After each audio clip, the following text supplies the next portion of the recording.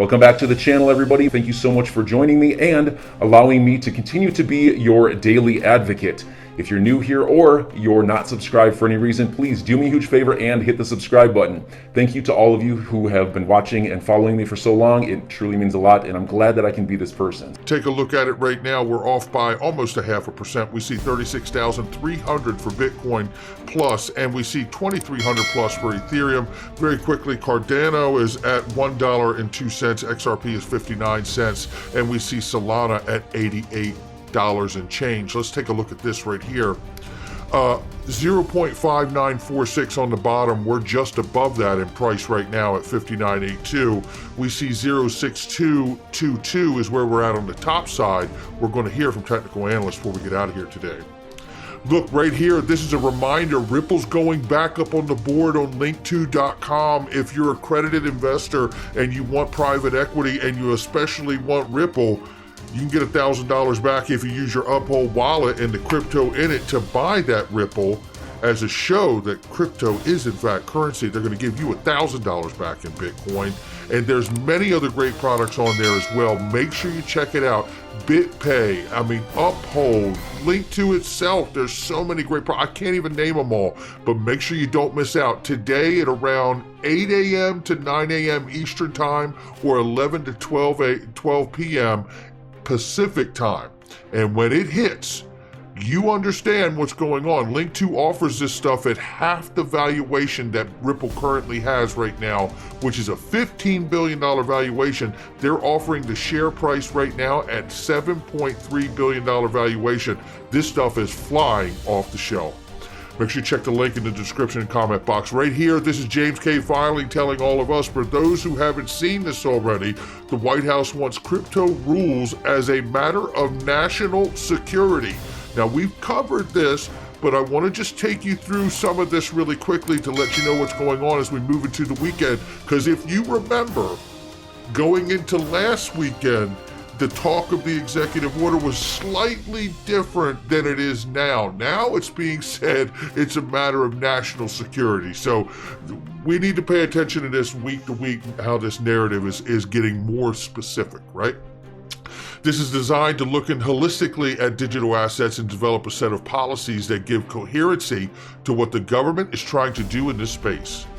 The State Department, Treasury Department, National Economic Council, and Council of Economic Advisors would be involved in the initiative. The White House National Security Council would also be involved, the person said. Since crypto has economic implications for national security, along those lines, the administration would instruct agencies to work on harmonizing regulations of digital assets between countries. Because digital assets don't stay in one country, it's necessary to work with other countries on synchronization. The White House wouldn't issue recommendations. Agencies would be given 3 to 6 months. Now, there we go, to come up with these proposals. So now what are we talking about, right? So now we're talking February, March, April, right? Or June, July, August. So somewhere between April and August here is what we're looking at. We've got a window now, ladies and gentlemen. So the White House aims to bring order to the haphazard approach in the government is now using to regulate crypto. Various agencies oversee the industry, including the SEC, the Commodities Futures Trade Commission, and there's no consensus on matters such as whether some tokens should be registered as securities or how to oversee exchanges, stablecoins, and high-yield lending products. I love how they say high-yield lending products as if that's a bad thing. Oh, it's a bad thing, all right, because the lobby money from the bank says, hey man, they're like earning tons of money. We're losing a crap ton of customers to this high-yield lending products. Y'all need to regulate this so we can either start offering it too or shut them down from doing it. Make no mistake, those are your choices. Right here, Ron Hammond says we should see the glass as half full, and I'm going to, Ron. But, you know, we have a lot of reasons, Ron, and I know that you know this, but it does bring great comfort that someone like you is in there working with these representatives every day, and that is not a, kiss Fanny statement. I mean that. Ron Hammond is an architect to the Token Taxonomy Act, And I really do find myself grateful that people like him are in there to educate the political leaders. So he says, while the details are still coming in about the White House, former Majority Leader, California State Assembly is spot on in terms how policymakers and staff close to the administration are framing the impending executive order. And the guy he's pointing to here says, they're looking at cryptocurrencies at the White House and how to regulate shouldn't be interpreted as negative. If anything, regulation brings legitimacy and broader adoption. More people participating is good. You can't get there without minimum level of consumer protection. Completely agree. But I have some thoughts, real quick thoughts here from Link2, and I want you to hear this because this has been the problem, and we have said this on this channel consistently, and I think it's said very well here. Every crypto exchange wants to avoid being regulated as a securities exchange. Obviously, their ability to continue avoiding that regulation is contingent on digital assets they list being considered non-securities. That's why the SEC versus Ripple Labs case is so vitally important, because if the SEC's argument prevails, their interpretation of what constitutes a security gives them a dragnet to take in pretty much every token that's listed on the US crypto exchanges today. Not a good thing for exchanges, not a good thing for financial regulation, not a good thing for continued US tech innovation in digital assets. We urge everyone who's a US citizen to get involved.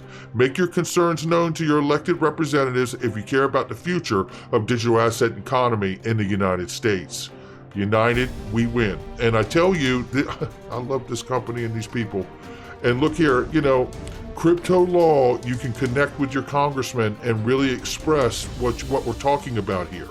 It's because Gary Gensler sees himself as a hammer that I believe he sees all digital assets as a nail.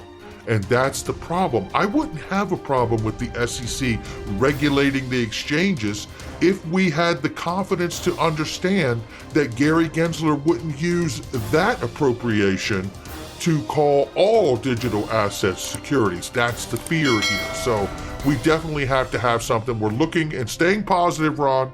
We're staying positive that the White House will give us something between April and August that will provide some kind of direction that hopefully Congress can take from and deliver some legislation like the Securities Clarities Act, the Token Taxonomy Act, and the Digital Commodities Exchange Act, which would all settle this combined together for sure.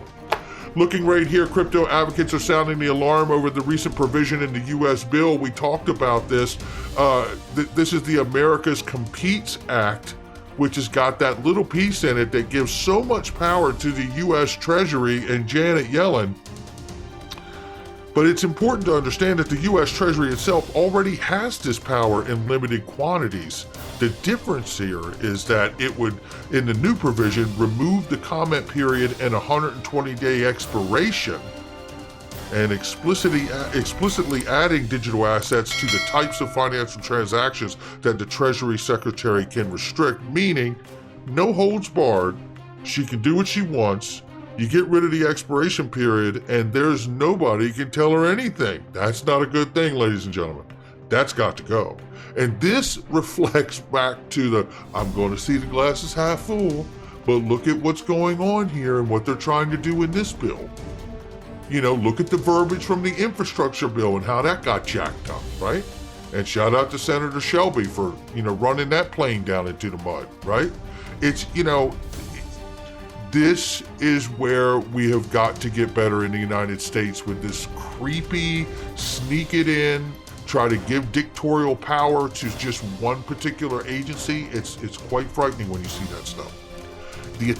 Just the attempt alone.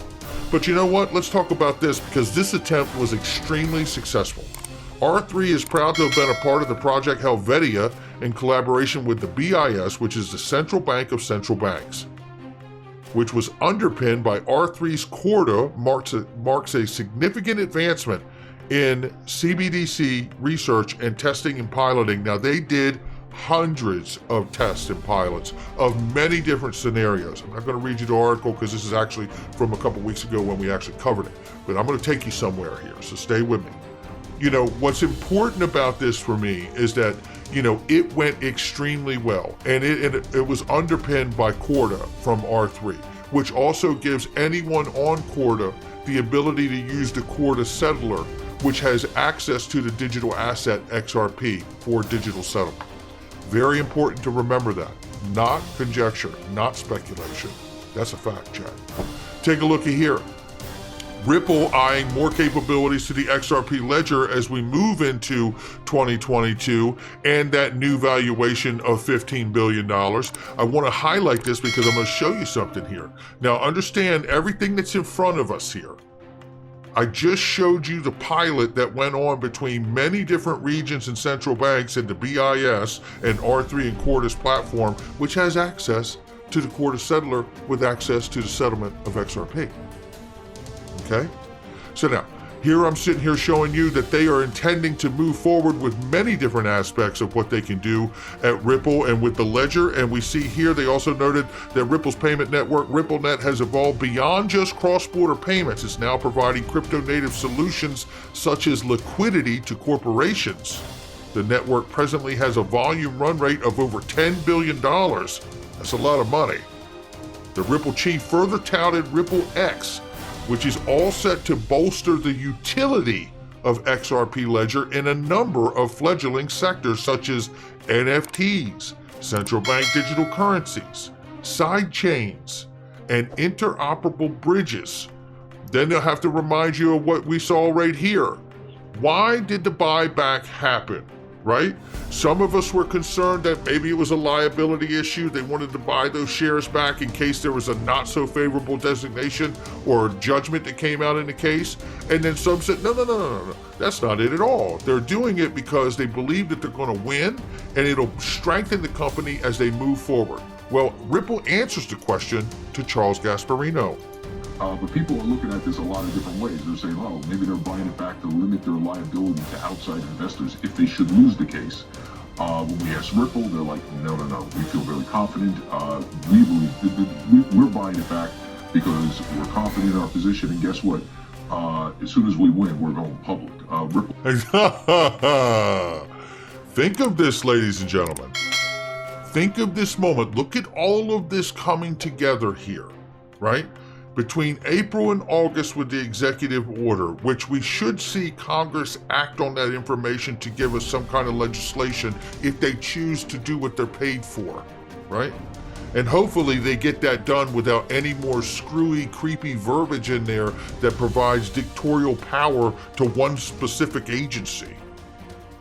All about the time that we know that this case should be ending. Things are aligning here, ladies and gentlemen. I believe, look, at some point here, we're going to reach a resolution here. This will get worked out. It feels like it never will, but it will. And when it does, we're never going to have to speak on the matter again. How about that one? And understanding what we are going into, look at how bullish Ripple is because of the moves they've made and the wins they've been getting in the SEC case, as well as what they're working towards regardless of being sued. Look at the second one. Explosive growth in crypto payments is what 2022 will hold. And that is really, really incredible. Now let's take a look at the most recent events going on in the case. This is a response now that Ripple has filed the response to the really ridiculous response of the SEC. And Jeremy Hogan says here, when me and Attorney Kellogg see the exact same thing, he just says it much, much better. You know it's got to be right. I can't wait for the next video to come from Jeremy Hogan on all of this. He says, we write on the behalf of the defendants of Ripple to respond to SEC's letter notifying the court that yet another out-of-circuit decision between the SEC and Keener here, as in the previous letter, once again ignores the differences in procedural posture. Its latest case was decided on a motion for summary judgment upon review of the record, whereas its motion to strike asked the court to dispose of Ripple's defense without even considering the factual record. The SEC also continues to ignore that in this circuit, even disputed and substantial issues of law are more properly determinable only after discovery and a hearing on the merits. It cites the cases. It says the SEC has not identified any controlling authority granting a motion to strike defense comparable to the one Ripple has asserted here. Without such controlling authority, the SEC's motion must fail under the Second Circuit's standards for motion to strike. No amount of circuit cases in different procedural stages will change that. The decision would not help the SEC in any event. The SEC argues that the law was clear regardless of whatever guidance it issued or declined to issue. And it goes on to say here, oh, it's just a sign. I thought there was another little sentence there, but there isn't. But there you go. So there it is. That's their response into what's going on. But let's keep it going here. Because Jeremy Hogan goes on to say the SEC is not winning these cases at the motion to strike stage, where the Ripple case is at currently, right? But later in the litigation at motions for summary judgment, the fair notice depends on specific facts of each case and will be decided at summary judgment and not at the motion to strike stage, in his opinion, right? So very much thankful for that. Now this is the UK Chancellor right here at, I believe it's COP26, right? Which is one of these coalition agenda things. So let's listen to what he says here, and I want you to think, and we're going to speculate for a second, but what suits this? Has Ripple been building the market infrastructure and building it with a ledger that is carbon neutral? The answer is yes. That's the end goal, right? And what's the market infrastructure they've been building? They've been building the market infrastructure to be able to run and settle all the money for the financial system. Well, take a listen right here. And let us not forget, while we listen to this minute-long gem, that the Digital Pound Foundation has Susan Friedman on it from Ripple, who's formerly from the Treasury. This is a historic wall of capital for the net zero transition around the world. What matters now is action, to invest that capital in our low carbon future. To do that, investors need to have as much clarity and confidence in the climate impact of their investments as they do in the traditional financial metrics of profit and loss. So our third action is to rewire the entire global financial system for net zero.